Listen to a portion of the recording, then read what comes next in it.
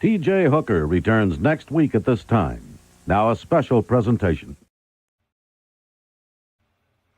Please support the Word Balloon podcast by going to patreon.com/wordballoon. Become a part of the League of Word Balloon listeners. That's patreon.com/wordballoon. This episode of Word Balloon is brought to you by Ithacon, April 5th and 6th at Emerson Suites on the Ithaca College campus in Ithaca, New York. Saturday, April 5th and Sunday, April 6th. Ticket prices are $25 with kids admission free. Tickets are available at ithacon.org. That's ITHACON.org. Among the guests, Don McGregor of Black Panther fame, Chris Condon, featured in Ultimate Wolverine and Green Arrow, Matt Bors from Ahoy's Toxic Avenger, Mike Gold, known for Green Arrow, Warlord, and Wasteland, and the legendary Louise and Walter Simonson. There'll be cosplay, gaming, and kids activities. And Ithacon is offering swag bags for the first 250 attendees that buy tickets. These overstuffed swag bags offer $20 to $50 values in comic books and more. Come see all the fun at Ithacon April 5th and 6th at Emerson Suites on the Ithaca College campus in Ithaca, New York. For more details and tickets, come to ithacon.org.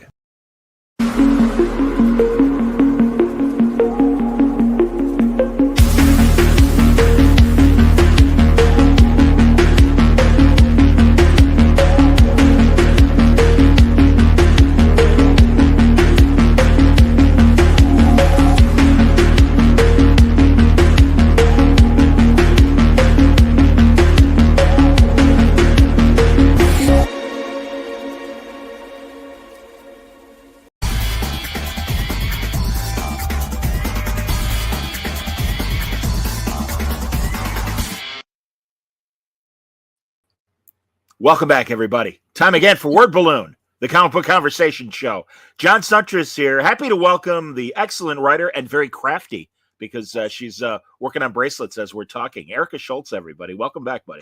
Hi, thanks so much for having me. Are you kidding? You're killing it, man. Seriously. I honestly, I'm so happy for you. And, really, I got to say this off the bat. The first time I was aware of you was when Ryland Grant and buddies of mine were putting together an online show during COVID. And, and I'm like, who's Erica Schultz? Who's David Pepos? And Ryland Grant's like, I know you don't know who they are, but a couple years from now, they're going to be the names at DC and Marvel. And I'm like, all right, whatever, and I started reading your stuff. David Walker was on that panel with us, as was Dave Avalone. There you go. Yeah. Wow. And that's really cool, man. And you guys are all killing it. That's fantastic. So truly, and really, I'm excited. Man, great timing. Way to go, Marvel. Every now and then, the timing doesn't work out in terms of what's going on in books and TV. I got to get to the cover. But my God, last week, boom, Daredevil. Sorry, I don't mean to cover your face, Erica. But, okay. Yeah, man. So Elektra facing Muse. Now, I'm kind of a knucklehead when it comes to a lot of Marvel villains that aren't like the A-list villains. Yeah. Has Muse always had this ability to possess other bodies over the years? No. See, so when Muse first came out, it was around 2015. Charles Soule was writing him. And the character actually dies in, I want to say it was like Daredevil 603 when they were doing the legacy numbering. Yeah. And so Muse actually dies. And when I was talking to the editors and we were talking about, like what villains can we bring in, somebody mentioned Muse. I was like, but Muse is dead. And they're like, yeah, well, nobody ever dies in comics. And I was like, all right, well, why not? Let's bring him back. Let's have him sort of taking advantage of, this idealistic college student. And, even when Charles Soule was writing him, he was extremely verbose, like, a billion word balloons all the time. And so I've been sort of, leaning into that. And Morgan Whittier, who's the young art student who he possesses, she is not like that, but you can really see how her personality changes, and you can really see how Muse sort of, as he possesses her, he really basically says, like, I'm taking over. And it's kind of an allegory for, it's an allegory for a lot of things. It's an allegory for women feeling sort of powerless in the creative space, and for them sort of trying to attach themselves to something for some semblance of success. It's also this idea of, Muse talks and waxes philosophical about, how should be high art, and, the Philistines that don't know anything and things like that. And I think that that's something that, we deal with all the time. It was only a couple of years ago that, Martin Scorsese was saying that Marvel films are schlock and things like that. So that sort of like high art versus like, commercial art, Yeah. back and forth. Sure. So I kind of play with those ideas. And Valentina Pinti and Jose Luis are just phenomenal artists to work with. So I'm really very lucky with that. It is epic. And here I'm gonna show a couple panels from last week's issue, which is the brand new issue and stuff. And great to see Johnny Blaze showing up. Yeah. Very cool. That's great. Can we give the big reveal, even though it was last week, as far as the last page? Sure. Okay, excellent. I mean, it's been out for a week. It's not, if it was coming out next week, I'd say no, but it's been out for a week. Yeah, and I'm hip, absolutely, man. And we're gonna get to Wolverine as well, which came out obviously today as we're recording, but and broadcasting. But yeah, this is great, and then maybe it'll drive people to pick up the issue, because this might become a key issue, because boom, there she is. Oh my God.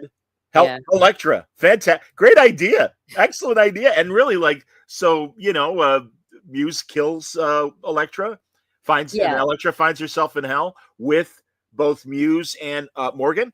And Muse and Morgan, are separated in hell. And Elektra thinks that maybe this is her opportunity to sort of like grab Morgan, but Morgan is sort of all in. And and Elektra meets like the absolute worst version of herself, which is Helektra. So yeah, I mean, it's and in the image, she's wearing her old Elektra outfit. Yeah. Helektra has horns, and she has this sort of scarring, and she has the sort of bleeding eyes that Muse has. And yeah, it's an ugly time in hell. I'll say that. Brilliant idea, honestly. Well played, and truly. And again, I'll confess, because I think I dipped in and out of Charles's run, and I didn't remember Muse. And when I first started to see the trailers for the new Disney series and stuff, for Born Again, I'm like, God damn, who the fuck is that? And then I'm like, that's scary shit, man. I mean, he's got such a scary look, and even more so now that he's inhabiting Morgan and everything. The trailers were a little confusing though, and I'll tell you why. Because so they had White Tiger in the trailers, and then they also had Muse, but it was these like flash cuts that you just saw like a white and black mask. Yep. And so when I first saw it, I was like, "Is that Muse?" But then I saw the White Tiger, and I was like, I myself was kind of confused by it, because I was like thinking, I was like, all right, well, I believe they're bringing Muse into it. Are they bringing White Tiger into it? Does White Tiger not have the ears? Which I thought was kind of interesting. I don't know, maybe they thought that he would look too much like Black Panther, like T'Challa's Black Panther. But I mean, I'm watching the show. I'm enjoying the show. I've always loved Charlie Cox as Matt. I think he's great. Oh God. So I haven't seen both episodes, because they had 2 episodes dropped last night. So I only saw the first one. Okay. So the second one is on my list. I've been watching that and The Pit. So if you haven't been watching The Pit on HBO Max, everyone is telling me that. Yeah, man, Noah Wiley, absolutely. I got to interview him when he was doing that TNT sci-fi show, Falling Skies. Before Librarian, Falling Skies. Okay. Yeah. And he was so cool. And I don't know if you ever saw this, late 90s, Pirates of Silicon Valley was at TNT. Okay, there you go. And he was Steve Jobs. Yes. And, he was so entrenched with TNT. I'm like, hey, man, you gotta make another Steve Jobs movie. Because as you know, the Pirates of Silicon Valley kind of ended when Microsoft kind of bailed Apple out. And you had that giant shot of Bill Gates over Steve Jobs' head. And it was Anthony Michael Hall playing Bill Gates, Bill Gates, yeah. And he's like, yeah, I hear you, man. He goes, no, I got a great relationship with TNT. So I'm happy for him that he's got The Pit. And yeah, everybody I know loves The Pit and says it's such a It's great so good. medical show. Yeah. It's so good. Yeah. Cool. Excellent. No, I'm loving Daredevil. And what a relief, Erica. I don't know your feelings about Marvel post Endgame, and I love Shang-Chi, and I love some of the ideas of what the movies and TV shows they did since. I got to be honest, though, I'm kind of one of those guys. Like, I kind of we're worried that you guys are losing your mojo. But Born Again, damn, I love it. I think a lot of it has to do with. I think there were a lot of things that were derailed when the strike happened. 100%. Yeah. And I don't, and I'm not saying I don't know any of this stuff. Like, I haven't talked to anybody. This is just sort of my observation. Sure. I think that there were a lot of people who had a lot of good ideas, and then the strike happened and everything got derailed.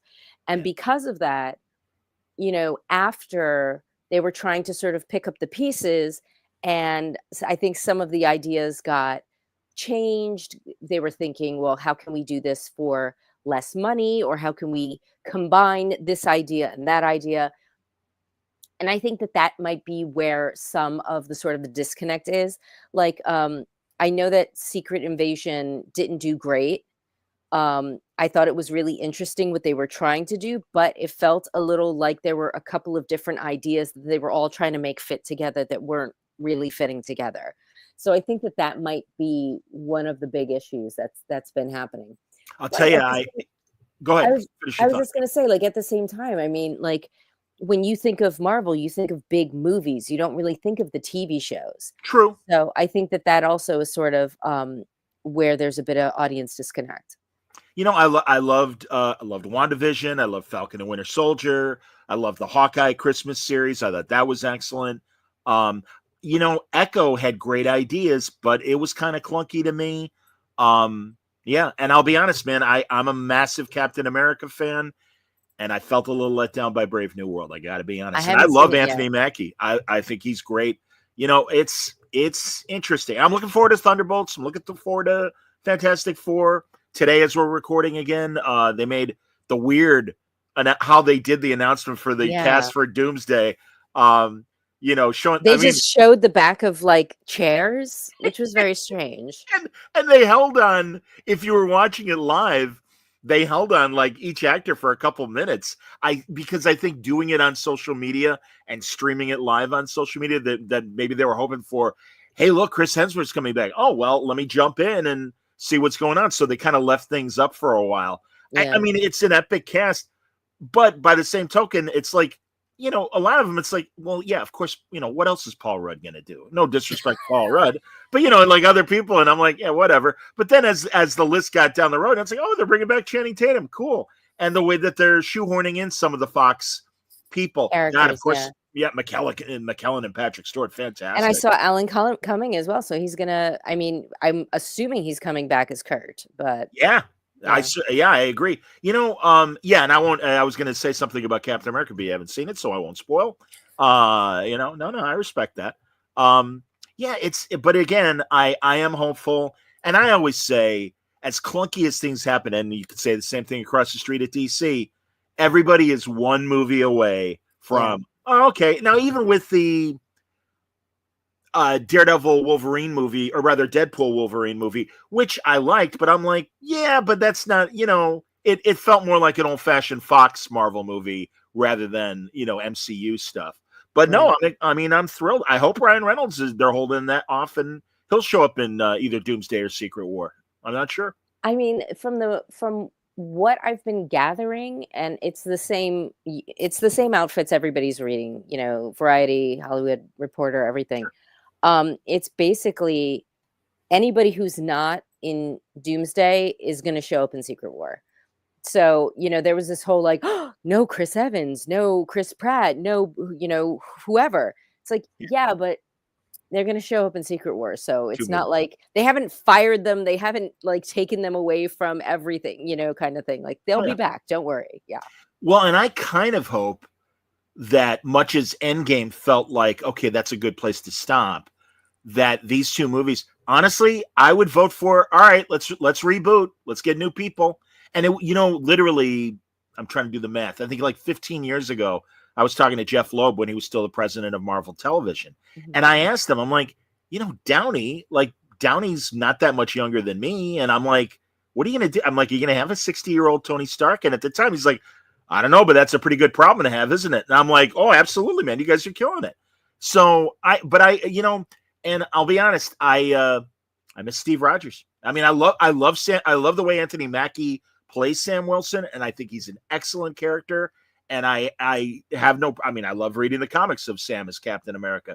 But that said, it's like, I got to be honest, man. I think we all love Chris Evans. He was so perfectly cast and really such a great Steve Rogers. And I'm excited for Wyatt Russell, and both in Thunderbolts and in the upcoming movies and stuff, because I think he's a great John Walker and an interesting contrast to Steve.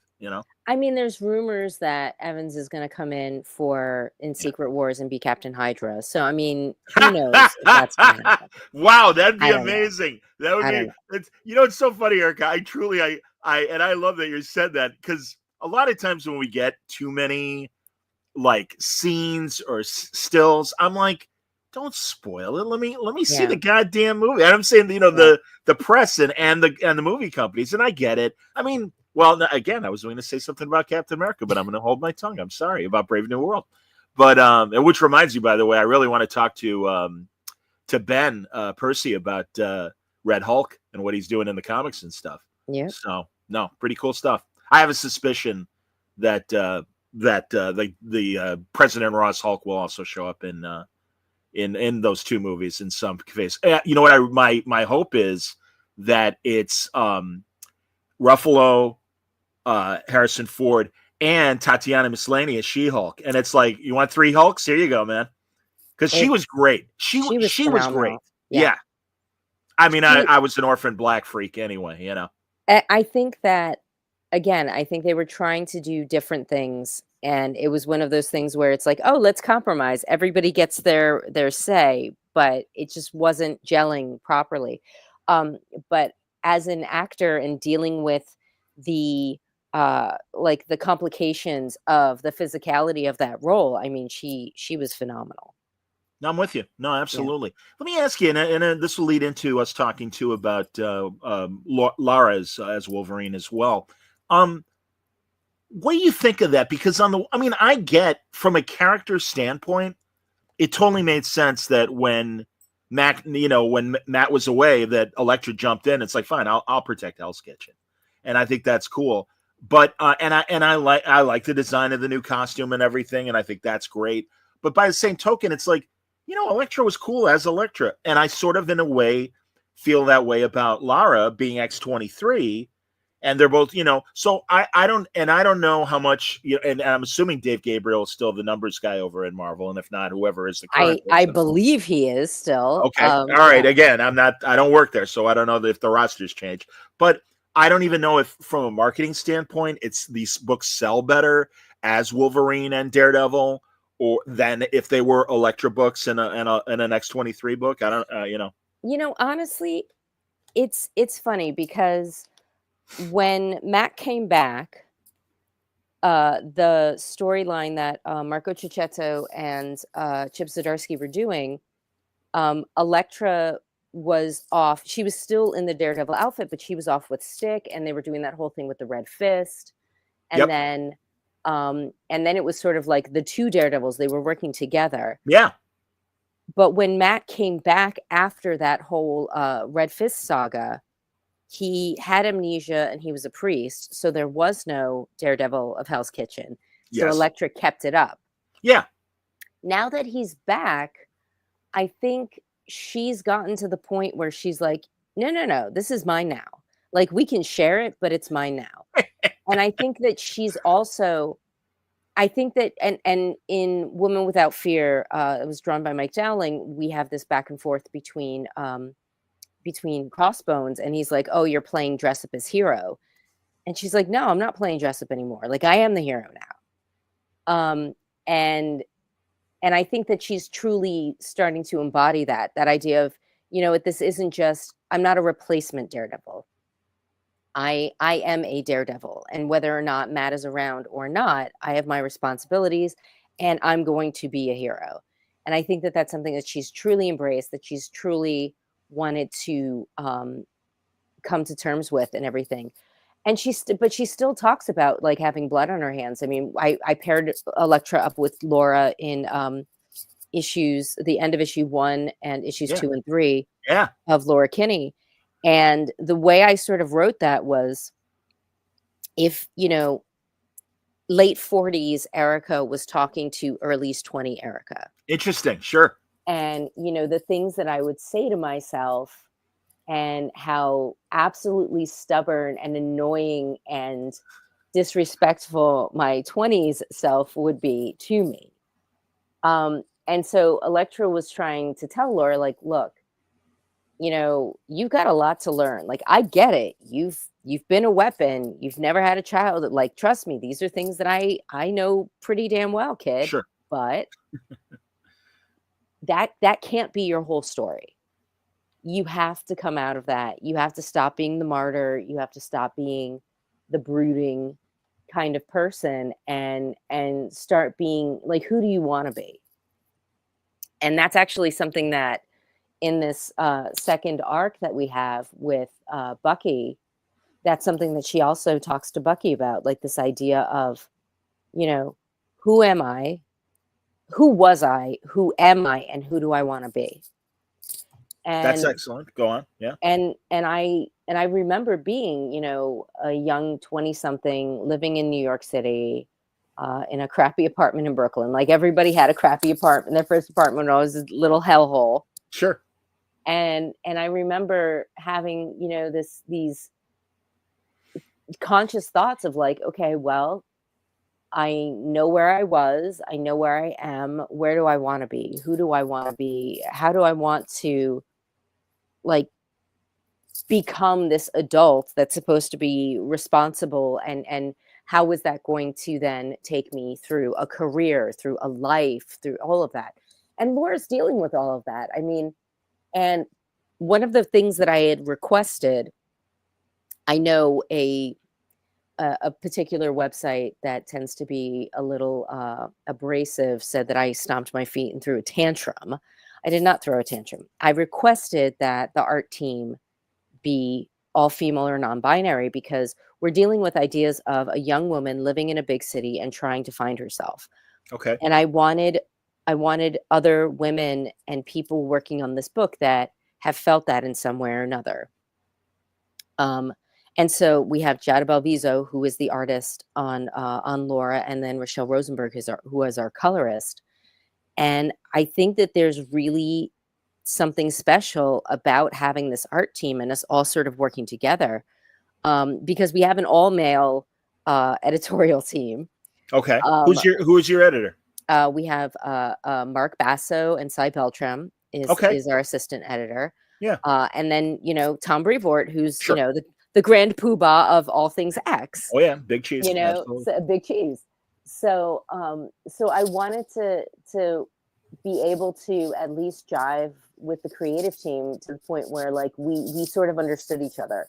Yeah. And Giada and we text each other virtually every other day, either because there's a question that she might have on the script, or she texted me today with a really cool character design and was like, what do you think? Do you think we should change this? And it's just, there's a camaraderie that we feel. And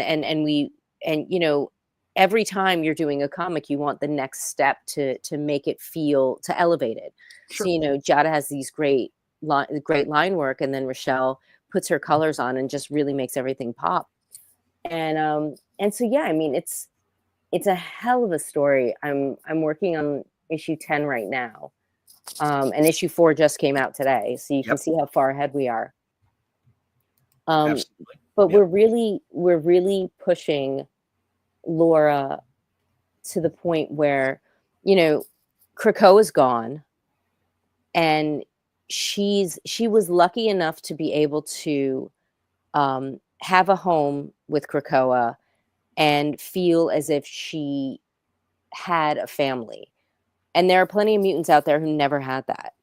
So she's trying to sort of right that wrong for anybody and everybody she can get her hands on. And in doing so, she's having to sort of reassess who she is, what boundaries she's willing to cross. And that's why I think the back and forth with Elektra is so important, because it's starting to give her a little extra foundation on which to start building who this new Wolverine is going to be. That's really cool, and I love that Bucky is with her in this current arc. Yeah. And also interesting art choice.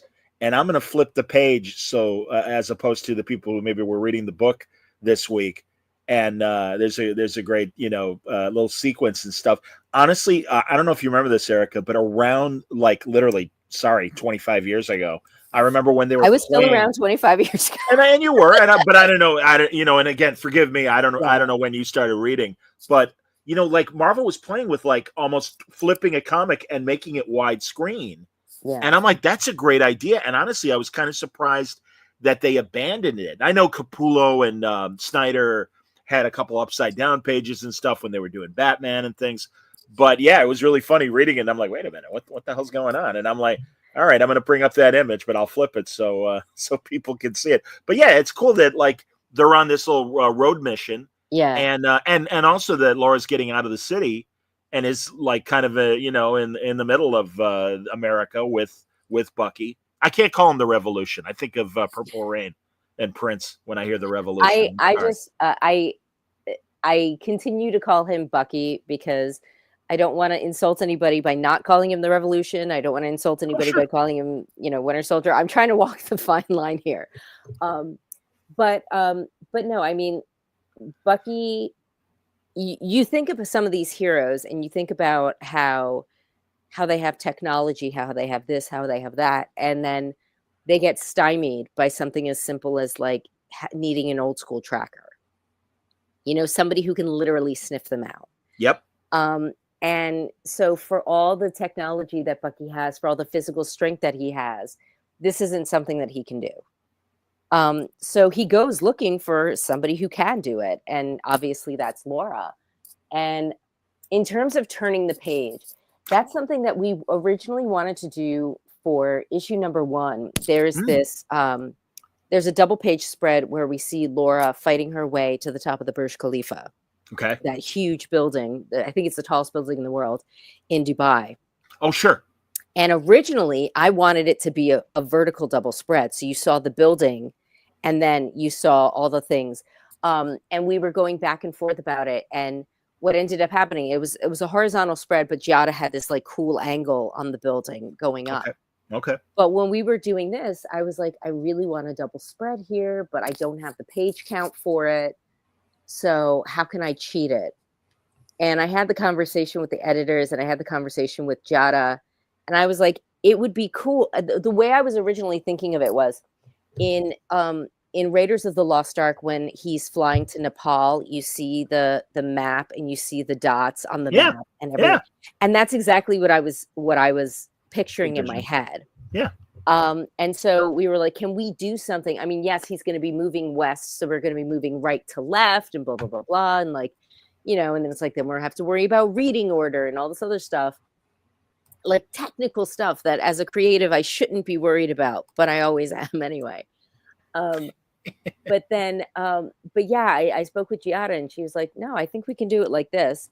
And so we did this, moment where just like Laura has to get out of her comfort zone, you have to get out of your comfort zone and turn the page. Yep.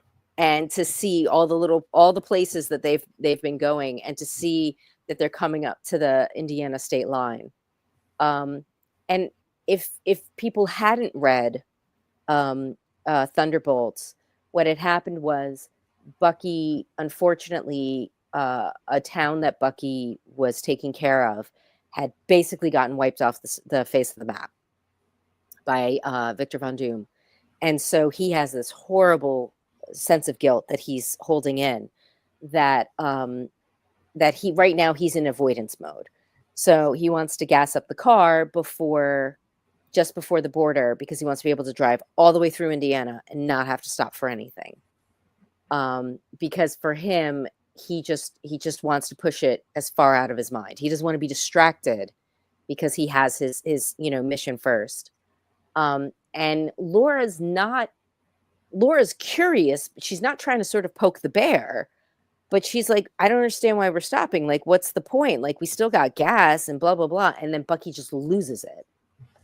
And when he does that, she knows, she recognizes that snap in someone because she's recognized it in herself. She's recognized it in Logan. She's recognized it in multiple X-Men that she's worked with. So she knows, I'm taking a step back. And that's what she does. But they have a very interesting chemistry. And you got to remember, Bucky had a younger sister named Rebecca in canon. I didn't remember that. Continue. No, I didn't remember that. Shame on me. So I know Bucky had been retconned a couple of different ways, but throughout canon, he always had a sister. Oh. And named Rebecca. And in one alternate reality, Becky Barnes actually becomes the Winter Soldier. So Bucky has this sort of idea where he sort of like looks at Laura as like his feral little sister now. You know, he's taking her under his wing, and he's trying to, like Elektra, he's trying to impart some wisdom on her. Sure. But at the same time, he knows that he's a work in progress as well. And I think that that's a sort of an interesting dynamic between the two of them. Without knowing about his sister, I just assumed that much like Laura, you know, Bucky's obviously childhood was kind of fucked up as well. I just had Philip Kennedy Johnson, and talking to him about, is it, and forgive me, because I know you have like Hell Hunters. Yeah, it was Hell Hunters. Okay, good. Because you had Blood Hunters, and we'll talk about I had Blood Hunters, yeah. Yeah, we'll talk about that in a second, because I thought that was excellent too. But yeah, you know, because I do love when we flash back to World War II Bucky, and I loved what Brubaker initially did in that first Winter Soldier arc of like, no, Bucky, you know, yeah, cool teenager when you're a kid. Now it's like, Bucky was kind of fucked up, and you know, and living this weird life, and you know, so no, I think it's very great that if they hadn't ever worked together before, Laura and Bucky, I think it's a great idea. I'm glad you brought him in here, because I think it's a great team up. It's very interesting. And I will say this, whereas with Elektra and Laura, it was, you know, my older self talking to my younger self. With this, the back and forth between Bucky and Laura is very much my relationship with my older brother. Oh, where anything that I say, he's like, you're a know-it-all smartass. Shut up and listen to me. You know, it's very much, and if anybody's ever my brother goes to a lot of the conventions that I'm at. Oh, cool. That's great. New York Comic-Con being one of them. So if anybody's ever been at my table in New York Comic-Con the past 5-7 years, they've met my brother. Does he sit with you at your table? Oh yeah. That's fantastic. Now, you can't miss my brother. He's like 6'8", so he's like enormous. But it's like my brother will be like, hey, come here, you got to read my sister's comic. And I was like, you're intimidating adorable. People. Like, stop. He's like, I'm selling. You know? So that like really just like we truly love each other, but at the same time we get on each other's nerves so much. That I really wanted to dig in with Laura and Bucky. Interesting. And a lot of that sort of that banter, that back and forth, I think is very Chris and Erica. So that was fun to write as well. But I mean, Laura is such a great character because she, you know, she didn't have a childhood, and anybody who says like, oh, she's just the female Wolverine, Logan at least had a childhood before his mutant power manifested. Yes. Laura had no childhood. She was literally born in a lab. Born a weapon, absolutely. And so when Edgar Salazar and I worked on X-23 a couple years ago, we were working with Laura in the time that it was during the Utopia time. So she had like just sort of broken free from the facility. She was kind of brand new, and she didn't know how to socialize with people. She didn't know people of her own age. Sure. Now she's been socialized. She's got her own kid sister, Gabby. She's, you know, has all of these experiences. But she still is trying to figure out, you know, where she's going in this world. And also when you have such an insane childhood like she did, like building any life on that cracked foundation is going to be rough, and you're going to have pitfalls, and you're going to take 10 steps forward and 4 steps back. You know, so I got criticized by, and I put it in air quotes, a fan, about how, you know, Laura should be more sure of herself and this, that, and the next thing. And I was like, yeah, Laura's sure of herself in some instances, but then in other instances, everyone has moments of vulnerability. Of course. Like, if you want to think of Laura as a real person, as a fleshed out character, then you can't just say, well, she's always got her stuff together. Because even Batman, who's like the king of having everything, all of his ducks in a row, messes up. Because if someone is so capable, then what's the challenge? You know, where's the story? Just, amen. You know? Yes, I do. Yeah. So having these moments of vulnerability, having these moments of questioning yourself, that's part of life. That's part of reality. You're absolutely right. And Jada and Rochelle and I want to sort of imbue Laura with that. Also because we think that Laura's aspirational. You know, to show a character sort of making mistakes and trying to make up for those mistakes. That's, I think, that's an important lesson for people to learn. You know, whether you're, 14 reading this book or you're in your 20s, 30s, whatever. Yeah. I think it's an important lesson to learn. And you have two characters here. You have Bucky and Laura, who have both done crazy things.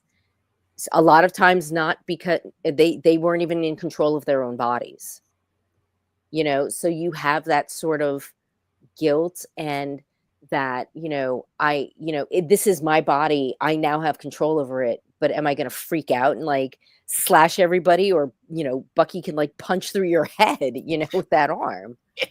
So, yeah. I like in the book that, and this really isn't spoiling, but there are some plainclothes moments, as indicated by the turned around page that I showed. Yeah. But I like that Bucky doesn't always wear the arm, and that when he is in his civilian guise, that he's got the missing arm and everything, and just a portion of his arm, and I think that's a cool choice. I don't know how many other people show Bucky when he's not being the Winter Soldier, or pardon me, the Revolution.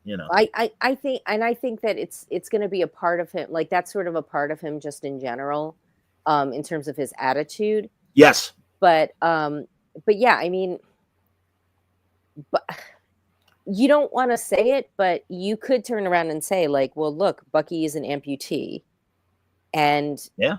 There are people. I mean, my grandfather was an amputee. Oh, wow. And he had, I called it the mannequin leg, because he literally had like a hollow leg that would attach to just under his knee, because he had like a little stump just under his knee. Certainly, yeah. And so like when you saw him out and about, he had the leg, and that was it. But when you were, when we were back in the apartment in the Bronx, the leg comes off, and it's this, it's almost like two worlds. You know what I mean? And that's something that I actually, Jay Carlos and I talk about a lot in Spawn Rat City, because the character of Peter is an amputee. He's a double amputee. So we talk about like soldiers and, the challenges that they face and things like that. And like, look, people talk about PTSD for soldiers. Bucky absolutely has it. But also, I mean, Laura, any of the X-Men have PTSD. Like they, absolutely. And I think that that's something actually that Gail Simone and Dave Marquez are really working on in Uncanny right now. Yeah. This idea of like coming to terms with the things that they've done, and, how they're going to move forward. I love Uncanny. I love the way that Gail is writing Rogue and Gambit, simply because there's so much. Yeah, there's punchy. Everybody has to have punchy. It's a superhero comic. You gotta have that. Yeah. But there's this heart to it that's just so. I mean, I adore Gail anyway, but there's this heart that she's writing in it, and this, and just coupled with David's art, really shows like these like really tender, quiet moments, and I think that's where some of these stories really shine. It's not like the fastball special or like punching your arm through a robot. It's seeing the quiet moments, and that's where you see like the humanity of these characters. Erica, I've been reading this stuff since I was 5 years old, and I'm really glad that at 60 now, I can still enjoy it. And it's something Bendis told me almost 20 years ago, where he's like, we've seen every punch combination you can think of. Yeah. It is the conversations that these people have. That's where the interesting story lies. So I'm absolutely with you. Here, Kari has a comment. Kari says, learning that heroes are just human mostly is important for us to connect with them. Some may not like it, but it gives a better grounding and allowing readers to relate on a deeper level. Absolutely. 100%. I mean, when you're telling a story in general, the number one way that you are going to connect with your audience is through the characters. Yeah. And it's very important that, you know, you're talking about characters who have these out of this world abilities, and yet you want to be able to say, like, I mean, Superman's always, everybody always says, because Superman's, you know, sort of the iconic archetypal character. Yeah, we can't fly, we can't shoot eye beams, we're not impervious. But what is it that makes Superman relatable is the fact that he grew up in Kansas and was raised by two humans that he could have, you know, snapped with his little fingers if he wanted to. And he didn't. He was raised with an idea of humanity, with an idea of basic decency and respect and things like that. No, it's he wants to be us and we want to be him. And no, in fact, I just had Hitch on talking about that Last Days of Lex Luthor Black Label thing that he and Wade are doing. And I'm going to talk to Wade in a couple of weeks as well. And no, it's Lex and Clark. And also it's, and more so on Clark's side, because Lex didn't know that, at least in this story, that Clark is Superman. And it's these conversations and the regret, the human regret that Clark has about, and that's the thing. The great moment that Wade wrote in at the end of Kingdom Come when they're at Planet Krypton, and it's just this innocuous back and forth between him and Bruce, and he's like, you know, and Bruce is watching out for Luthor, and he's like, yeah, so what's going on with Luthor? And he goes, oh, I caught him trying to sneak into the Batcave and hack into the Batcomputer, and he goes, he says hello, and Clark's like, really? And Bruce's like, no. And it's like, no, dummy, he still hates you. I know you want him to like you, but there's a reality. And again, that's as Rucky, and forgive me for always name dropping, but these people have made these observations. Like, yeah, bullets bounce off of Superman, but you can break his heart and it still hurts. And I mean, that's the thing, you can hurt Superman on a personal level. And it's like, yeah, man, that's the character. So, you know. I was really lucky to write a short for Marvel Zombies with Nelson Daniel. Okay. And I wanted to use Beta Ray Bill. I love Beta Ray Bill. Oh, Beta Ray Bill, sure. And I think he's so underused. Agreed. But again, here is a character who is impervious to this zombie apocalypse, because not just of his Corbinite physiology, but because his physiology was manipulated to become Beta Ray Bill. Right. And here's a character that you want to connect with, when all he's doing is seeing his friends, his family, his compatriots, everyone die around him. And he wants to be bitten. He wants to be allowed to die, but he can't. Like, Sif actually takes a bite out of his shoulder and almost breaks her teeth. Wow. So he wants that sweet release of death, but he can't have it. Interesting. And so he has to find something new, and he starts understanding that if I can't save my friends, there's going to be survivors everywhere. So he starts sort of cobbling together anybody that he can find. And there's this really phenomenal moment that Nelson Daniel drew that, like, when I saw the page, like, I almost choked up, where this little boy, you know, Beta Ray sort of like sulking and, you know, in scuttlebutt, and one of the wings has been broken off of his helmet, and his cape has got some tears in it. And, you know, he has Stormbreaker and Mjolnir, because when he battled Thor was no longer worthy. So he has both Stormbreaker and Mjolnir next to him. Cool. And this little character comes up to him and he says, "What's wrong?" And he says, "I'm just sad. I miss my family. I miss my friends. And it's been a very long time." And I mean, it's, you know, 3 years old, so I can spoil it, but it's a little boy, and little boy's holding his teddy, and he walks up with his teddy, And he says, and he takes Beta Ray's hand and he says, but you can make new friends, right? Aw. And that little jump start made Bill realize that he can keep going on, because even if the people that he loved are gone, he can love more people. Sure. His heart is that big. And then like that sort of like jump starts him to be like, you're right, let's do this. And that was just a really beautiful moment when Nelson Daniel had drawn it. I loved I loved that story. Even though it was only 10 pages, I still got to write Beta Ray Bill. So check that off the bucket list. That's excellent, and this is one of the reasons why I'm so glad I have free commercial Marvel Unlimited. I truly, I will have guests on, and it's like my example that I always give is like, oh, I missed that like before 2010 arc of Thor that Jurgens wrote, and I'm like, I got to read that next time I talk to Jurgens, and of course I'm like, oh my god, this is excellent. So now I got to read this Marvel zombie story. That's fantastic, man. No, I love Beta Ray Bill. That's great. I always, when I see Walter Simonson and stuff, it's like, come on, man. You get, I don't know what you were smoking, but and he wasn't smoking back then. No, but still, Walter's a clean liver, but no, I just love, the ideas that Walter came up with, including Beta Ray Bill. So I get it. I absolutely get it. He's not used well enough. He's not used often enough. There was Daniel Warren Johnson did a mini series in the last, I want to say maybe 6-7 years, give or take, called Argent Star, which was good. It was a 5-issue miniseries, but then that's it. Like we haven't seen him since. Yeah.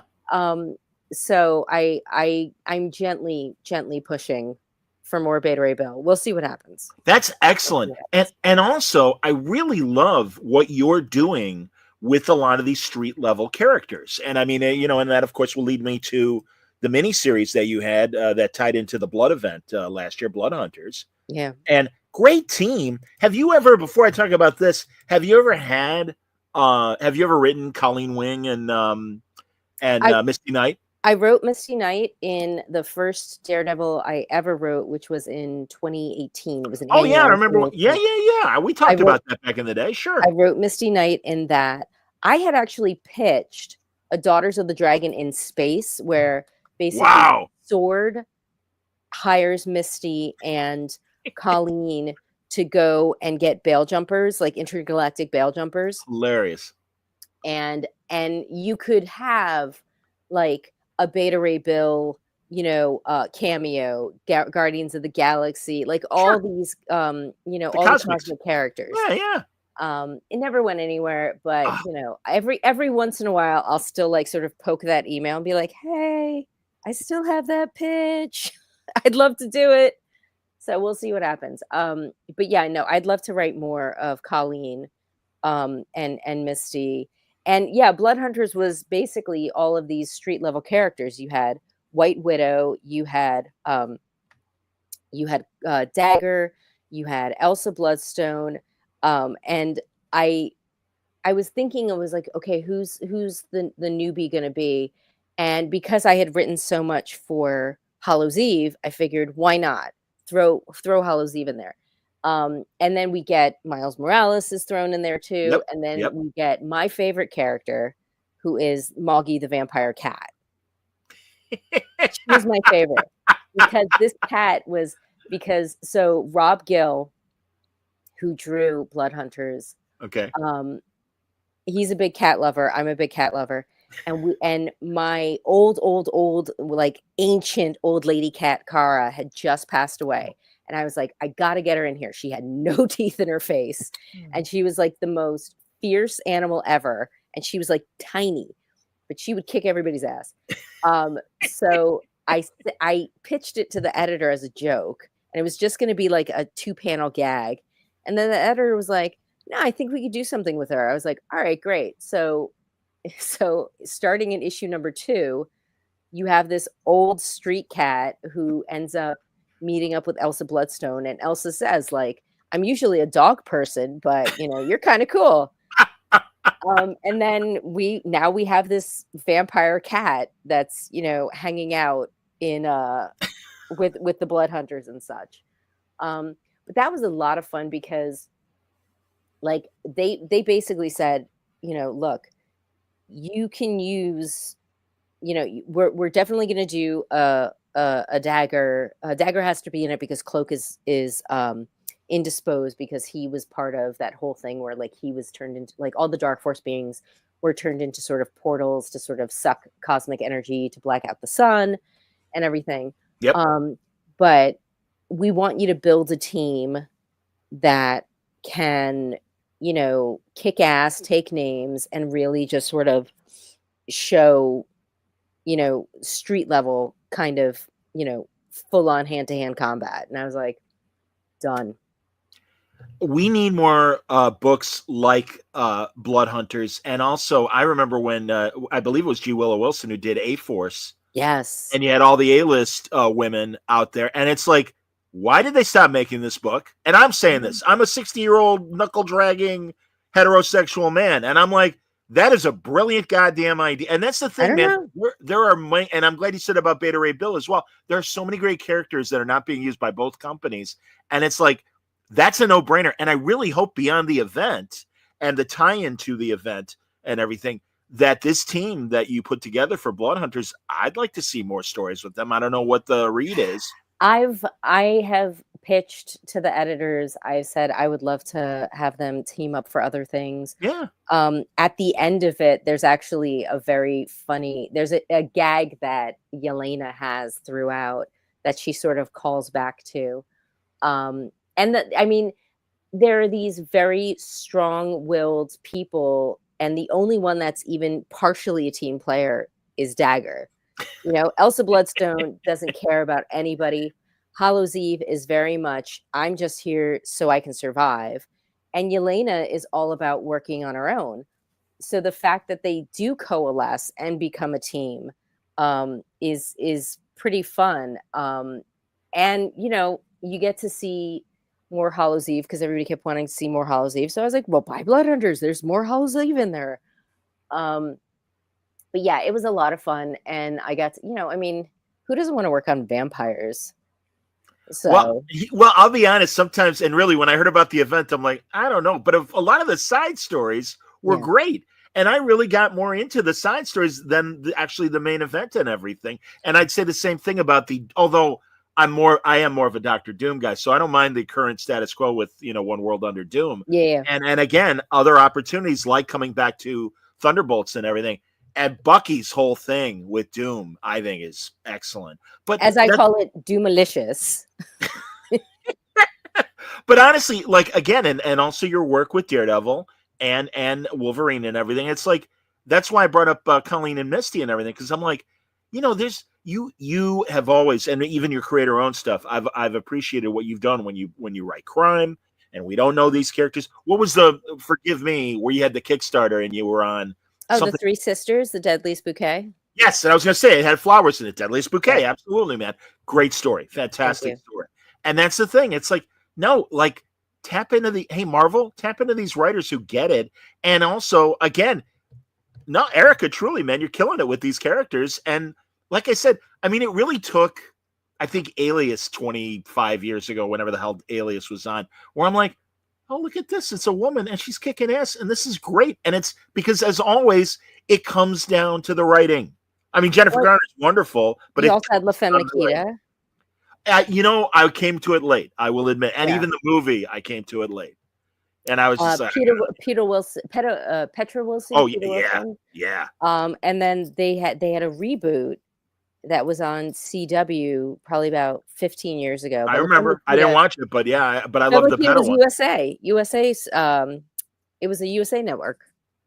Okay. Yeah. No, and again, I'll admit some of the stuff I did come to late, but that's why I'm like, oh, okay. Again, but it's writing. It's the writing, man. Put the right writer on there, and that, and again, you have my attention.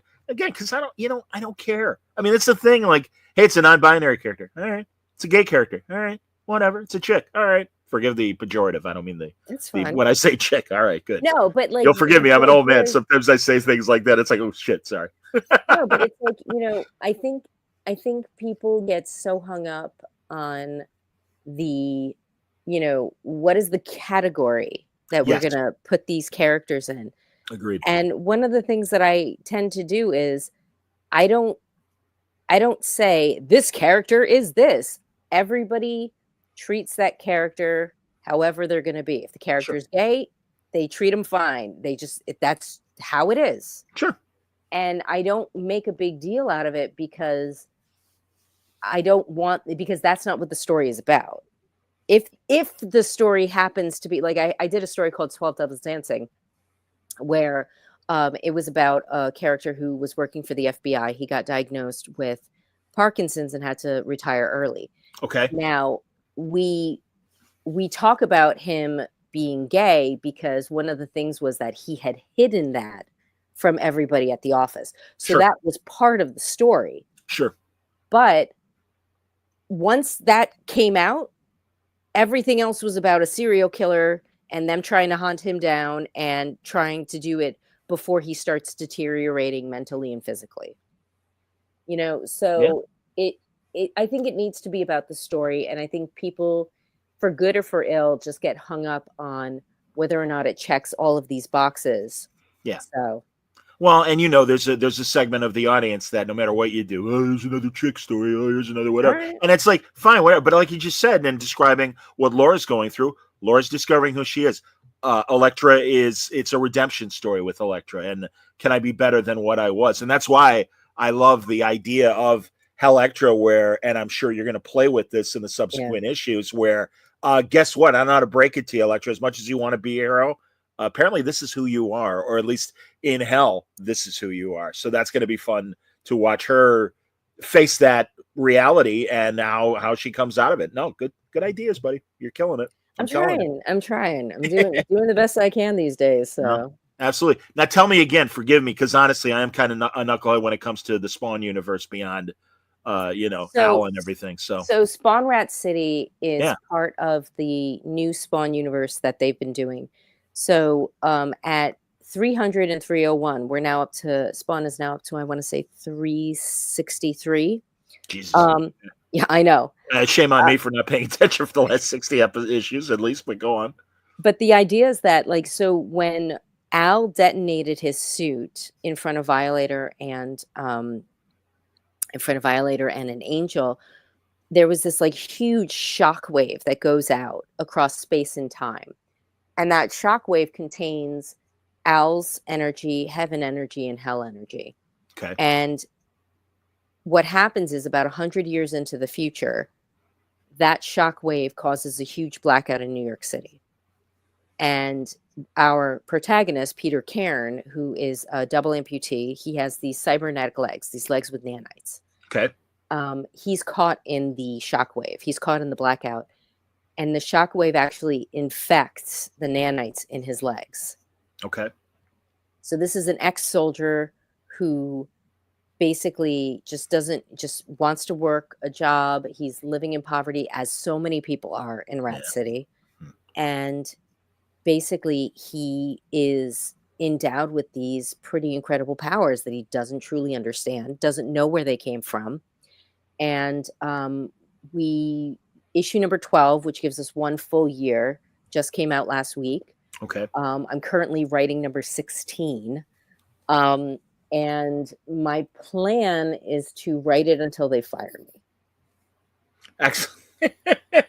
Does Todd, oh, by the way, Stefan, I swear to God, I got to get you on the goddamn show. Necroplasmic nanites, now we're cooking. Yeah, absolutely. So he was he's intrigued. So that's cool. And so is Todd like who from an editorial standpoint are you dealing with for Rat City?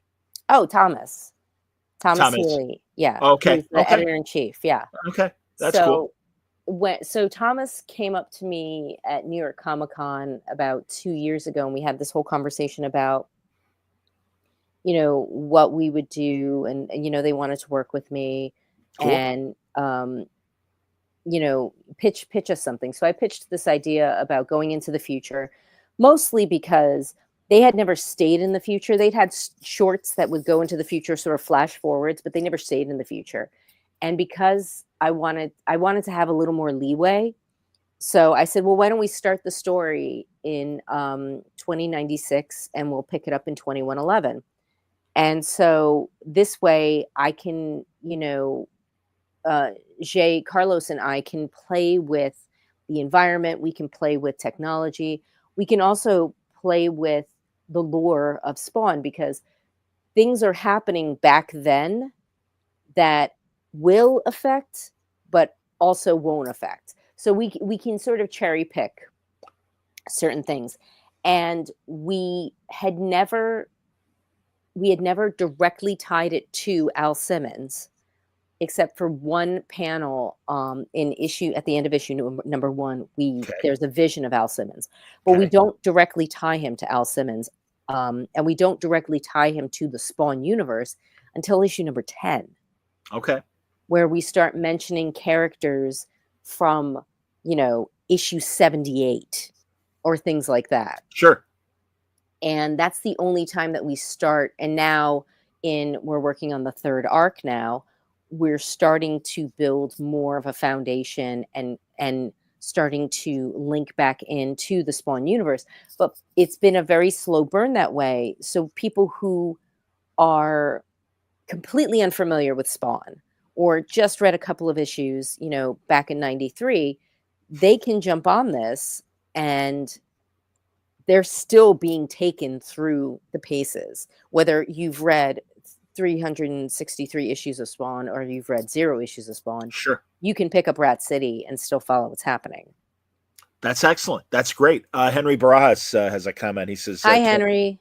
2096, not far away. Yeah. No, it's not. So stop scaring me. Yeah, I was going to say, I'll be dead by then, Henry, but I appreciate what you're saying. I'll be 120. That's what I'm saying. I mean, yeah, I'll be 130. Exactly, buddy. Yeah, it's, I don't think I'm going to, I don't know if I'm going to make it that old. We'll 132. See. I'll be 132 if, well, again, we'll see if, the nanites, although again, with the, hopefully the changes in the administration, we'll see how that affects health. God damn. Last night, Erica, I'm driving home and I was listening to the BBC, and they were talking about fluoride in the water and how the new health, czar, Robert Kennedy Jr. is against it. And it's like, and I guess if you have heavy doses of fluoride, that it can mess up kids, but like literally heavy doses, and not like, it's in toothpaste, it's in mouthwash, it's in the water. It's like, no. Like if you're giving them giant concentrated doses of fluoride, then there's an issue. But of course, that there's arsenic naturally in the soil, right? Erica, literally, I was thinking the same thing. Exactly. Well, I remember when, and she was a Republican, and she was put in charge of health, and she's like, we got to do something about the arsenic in the water tables. And it was either under Trump or under Bush. I can't remember. And they were like knocking down the health requirements to worry about that in the water tables and stuff. And it's like, Jesus Christ, we're going to go back to this bullshit. Unbelievable. Yeah, I know. And forgive the politics, everybody. No, but that's the world that we live in. Yeah. Which is why everybody should buy comics, all kinds of comics, and live in a fantasy world.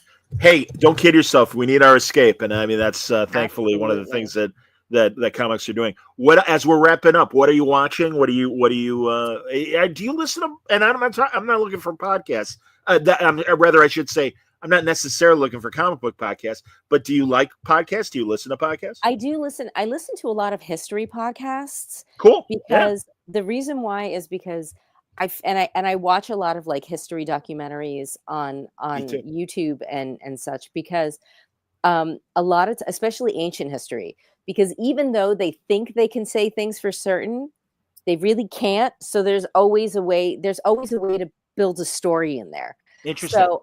So I listen to a podcast called Ridiculous History. I listen to a podcast called The Rest is History.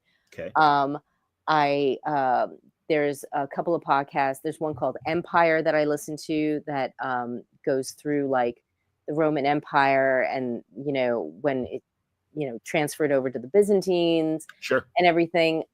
Because I think there's a lot of leeway. I don't want people to start shouting at me like, oh, the Tudors did X, Y, and Z. It's like, do you really know for sure? Were you there? You weren't. So shut up. So I listen to a lot of that, a lot of history podcasts. I also, I'm watching Daredevil Born Again. I'm watching The Pit. Yep. I'm just watching reruns of Bob's Burgers. That's cool. Because it makes me laugh. Yeah, it's a fun show. Sure. I have an 8-month-old kitten who has been driving me up a wall, but she's sleeping right now. So you can see her nice and sleepy. Aw, yeah. Oh, that's adorable. Look at that. This is Yes. why you got to watch YouTube, everybody, and watch Yes. Word Balloon as well as listen to it. But yeah, very cute. And And we have, say the cat's name again. her name is Marble Cake Minerva McGurk. And then Sure we is. have an older cat who she bothers the hell out of, named Pandora Andromeda Jones. Wow. So And the one that passed away was Cara, I'm assuming that was Supergirl. no, it was, well, cara Oh. in Italian, cara means my dear. Oh, very nice. So Very nice. we called her Carabella. Very good. And she had lived with my nonna for a long time, so she would Aw. respond when I spoke Italian to her, which was funny. Aw, that's And adorable. my husband would be like, "What are you saying to her?" I'm like, "Nothing bad, don't worry." But yeah, so we're watching that. We're watching, I watch a lot of stuff on PBS. I watch a lot of American Masters, Me too. American Experience, American American Masters. Experience. Yeah. I watch a lot of Frontline. I love Frontline. Frontline's an amazing So- show. Yeah. So No, yeah, I'm with you. that's what I'm watching, and then I listen to a lot of 90s rock and Atta girl. I've worn out Pearl Jam 10. I've worn that out. I've worn out 16 Stone. I've worn out like every Toad the Wet Sprocket album. Nice. Sure. So Nice. yeah, my old 90s rock. Oh, you know what I saw that was really good? Paradise on Hulu. I gotta start it. Everybody raves about it, and You want to talk about 90s rock? There's this whole thing with the president being obsessed with like 90s alternative rock and pop. James And he's, Marsden, right? James Marsden, and he's obsessed with music. And his character is just like, everything about his character is about like, everything is somehow like linked to his love of music. Oh, and there's a great documentary on Phil Collins that I want to watch. What streamer is it on? It's on YouTube. It's on Oh, YouTube. great. It's a great documentary of Phil Collins because he can't drum anymore. Truly, Erica. I mean, I've been a fan since the late 70s with Genesis. Yes. And yeah, so no, it breaks my heart. And I really love Phil's solo years. They kind of lost me during Invisible Touch with some of the more cheeseball songs that were on But he that went album. like super Or poppy We Can't with Dance. that. Yeah. But no, the old stuff. And really, the first two solo albums were amazing, especially Face Value. I'm a massive Face Value fan. Go ahead, because I was going to say about history. Go ahead. Well, I was just going to say, like, I believe it's his son who does the documentary. And my brother, huge Genesis and Phil Collins fan as well. Cool. So Cool. I sent him the link to be like, hey, I don't know if you want to watch this because I'm a little worried about watching it too, but just know that It's out there. that it's out there. And I know that you're a huge fan of Phil Collins. So that's also something that I want to watch. But Paradise on Hulu, very good. Excellent to hear. Recent history that I feel, as much as I appreciated the documentary on HBO, the Yacht Rock documentary. Yeah.